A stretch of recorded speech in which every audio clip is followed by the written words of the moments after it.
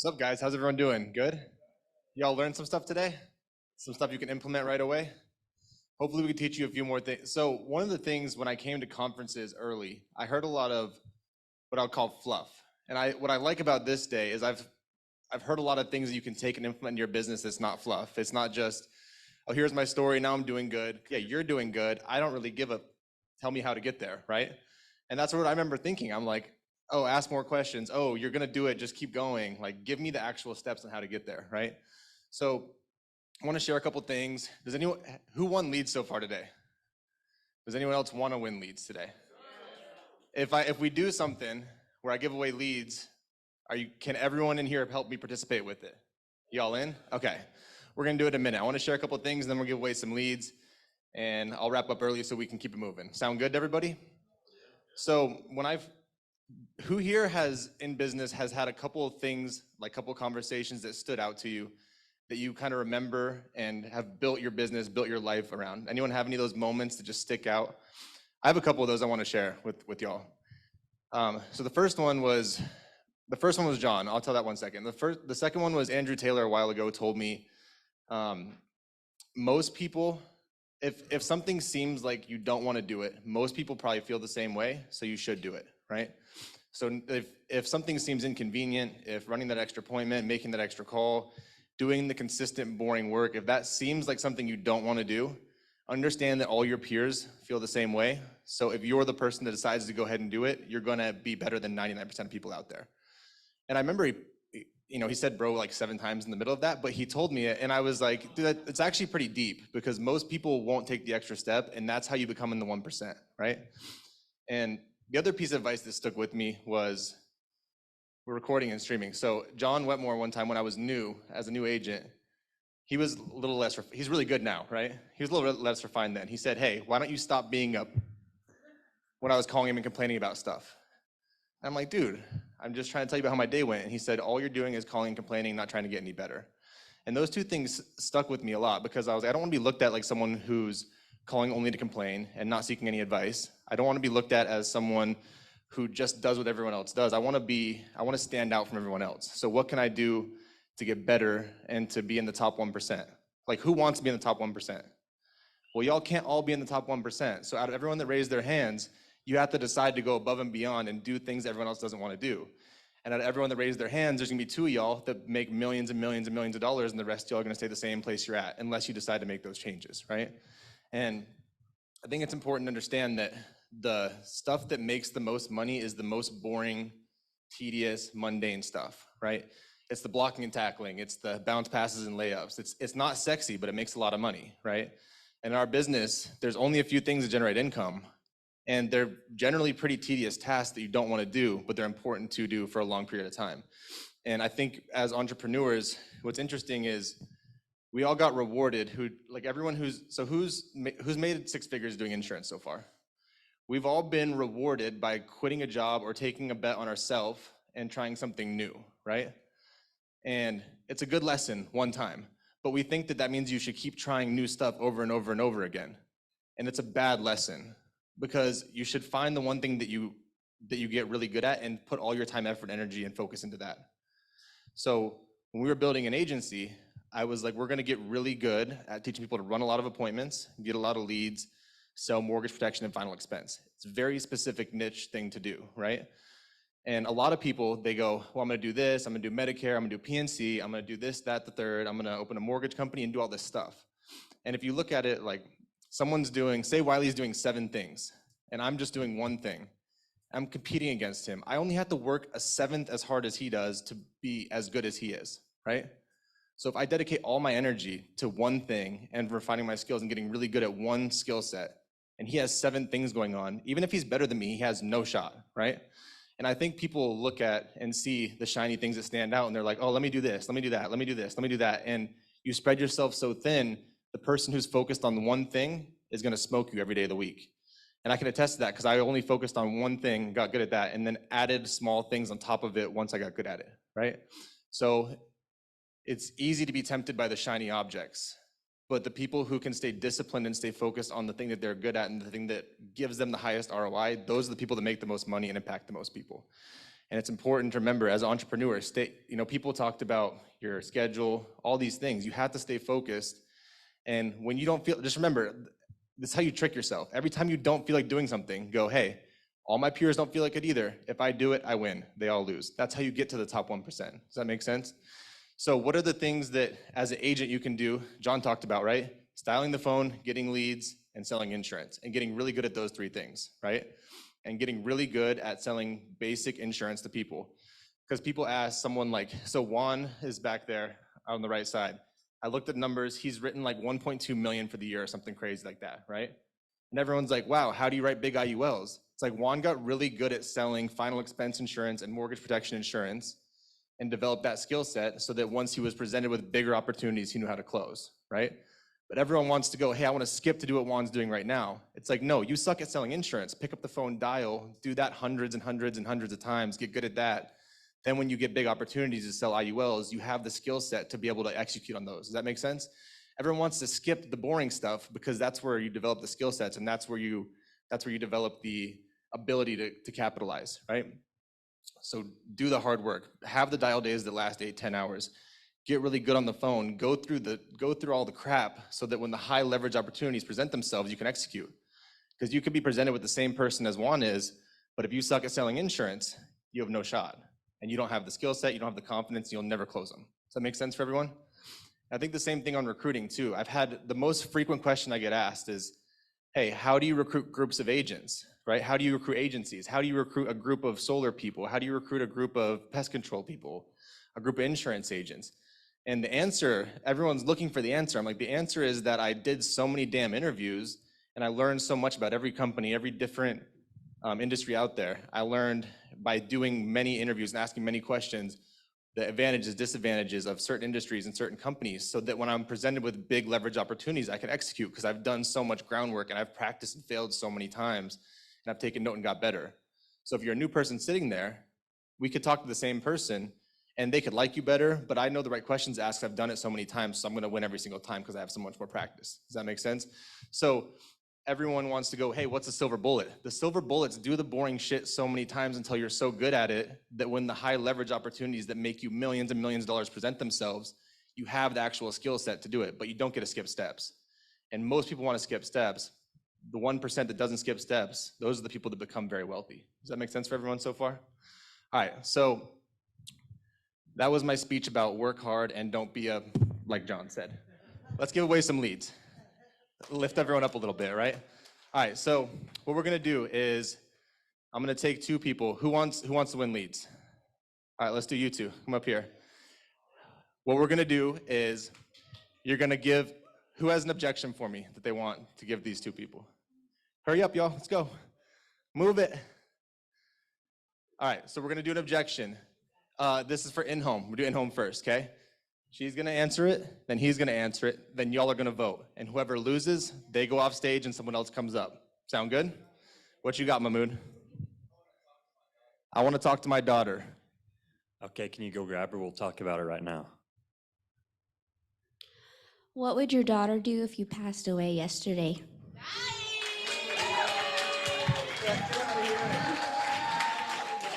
That was good. Hey, you're taking Sean's advice and being more assertive. I like it. All right, who else wants to come up?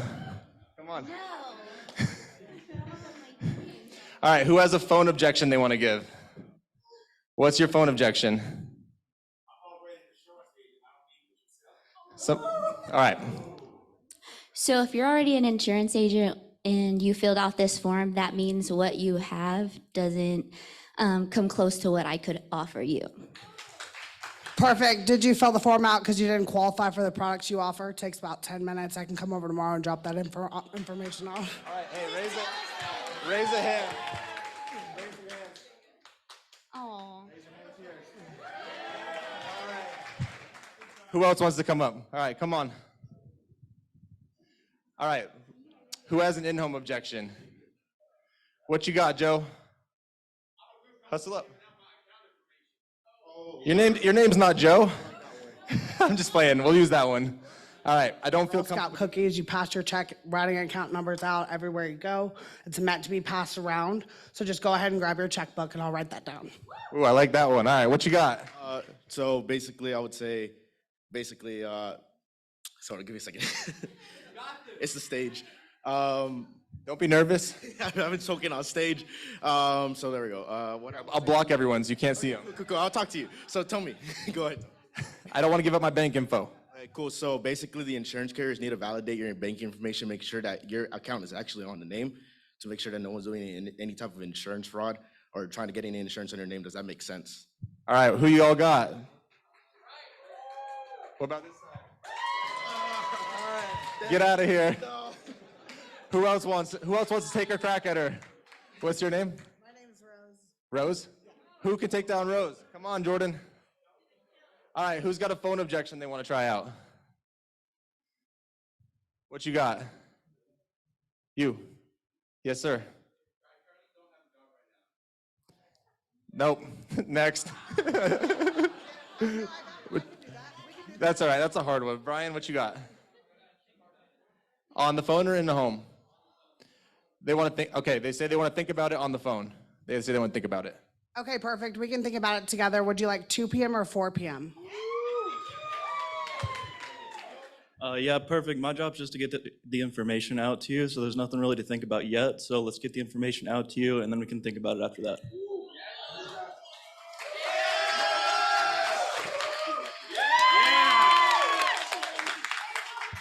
All right, let's do one more. That was close. I need you guys to raise your hands because the voices are hard. I'm having a hard time with that. So we got to raise hands. You want to talk to your spouse, okay? When they're sitting, okay, on the phone or in home? All right, talk to my spouse. Oh, perfect. Your spouse wasn't there, so we're going to go ahead and reschedule. What time does he get off work? And I'll come back about 6 p.m. when he comes home. All right. I would do like the same thing. I don't run a one-legged appointment. Like, What do you got, Wiley? Give me one more. We got to break this tie. I just want to shop around. yeah, so as I told you earlier, I'm a broker for the state, so I do the shopping around for you. I work with all of the state-regulated companies. All of them are within a couple dollars. I already showed you the one that you're best qualified for. So let's go ahead and submit the application, see if you get the approval. I like that. Perfect. So that's what we've been doing, shopping all the companies across the state. So now we have to actually get you qualified. You can shop around all day, but if those quotes don't actually fit you, you don't qualify for them, you're not going to have anything. So let's go ahead and submit now. All right, put your hands up for Rose. What about for Jordan? John, who won that one? I can't tell. John's a tiebreaker. All right, Rose wins. Get out of here. All right, anyone else? No one else wants to take a shot at Rose? Rose, they gave up. They can't beat you. So you win $3,000 in leads. Good job. You're welcome. All right. John, we good for like 5 more minutes? Okay, let's do the same thing with recruiting. Who wants to come up? No one? All right, well, that's my time then, I guess. Y'all just lost out on a bunch of leads. I don't get it, but no. Anyone want to do recruiting or no? Camp for people on Zoom. Good. Mahmood, come up here. Wiley, come up here. All right, John, what objection do you got for recruiting?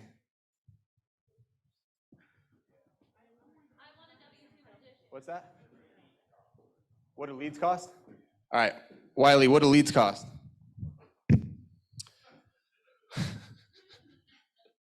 Yeah, so what you're gonna do is you're gonna spend about $500, and then out of those 500, you're gonna get 100 leads. You'll book 15 appointments of those leads.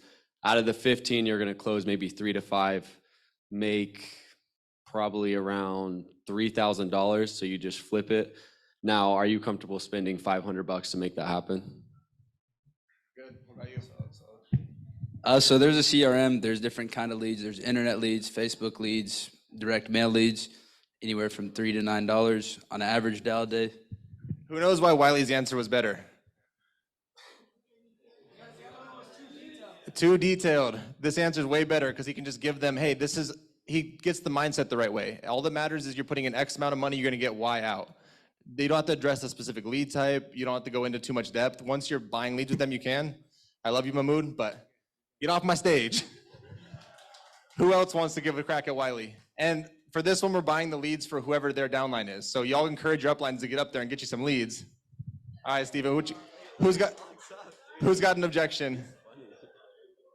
Anyone got an objection? What you got, Calvin? Cool. Makes $100K a year. Is that enough, or are you looking to improve your life more than that, or tell me where you want to go? Good. How long did it take you to make 100 grand, let's say in a year? I'd be like, if I could show you how to do that in 3 months, is there any reason why you want to have a second phone call? All right. Who thinks Wiley won? All right. Anyone else?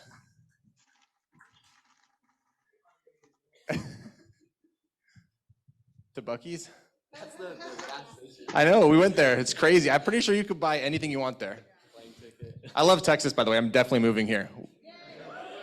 We got to shoot hogs out of a helicopter on Sunday. I love this place. This is the coolest place on earth. And you would go to jail in California for that. So I'm all in on Texas. All right, who else? I shouldn't have said that on tape, huh, John? I messed up. But. All right, who else has an objection? What you got? You never had to pay for leads. It's funny you should say that. In theory, leads are free because initially you make that $500 deposit, but if you do your job correctly, you'll never have to buy leads again.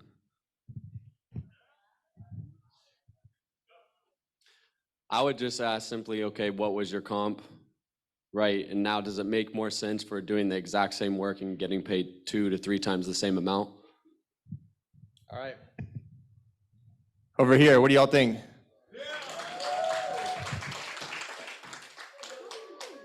Oh. All right, anyone else want to come up? Come on. Who's got an objection for me? Hey, if y'all don't have any objections, it means you ain't doing any damn recruiting. No one has any objections they get every day? What about you, On? You recruit people? It's not consistent money. She's doing more recruiting than you are because she had an actual objection, so not consistent money. Not consistent money? Yeah. What did I get myself into? Can the champ go first? Get off my seat. Someone else come up here. There we go. I like it. You didn't like it last time. Like it this time. Hurry up. Just jump up here. You got it. I'm not nervous no more. Okay, not consistent. The only reason it wouldn't be consistent money if your work ethic isn't consistent. So are you willing to work consistently?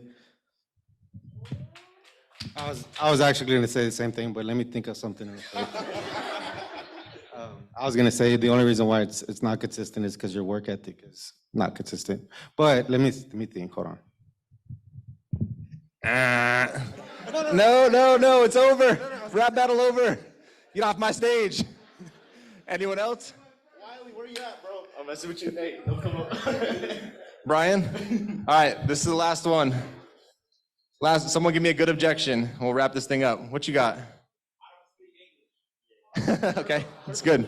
So the good thing about FFL is that we actually even have a training and conference that's going to be in Spanish, and we're developing more, basically being able to help more Spanish people with Spanish leads, Spanish internet leads, Spanish Facebook leads, anything like that. So we're able to help you out. La cosa buena de la Family First Life es que tenemos tenemos entrenamiento en español, también tenemos las guías en español también por Facebook, por el internet, cualquier cosa. This is what you do. Hey, let me give my buddy's number. There you go. All right, we got you the leads. Who are you gonna get the leads for? Which one of your agents? Just for you. All right, good. All right, guys. Hey, thanks for coming up. Appreciate y'all. Hopefully y'all got something out of this. Thank you for the time.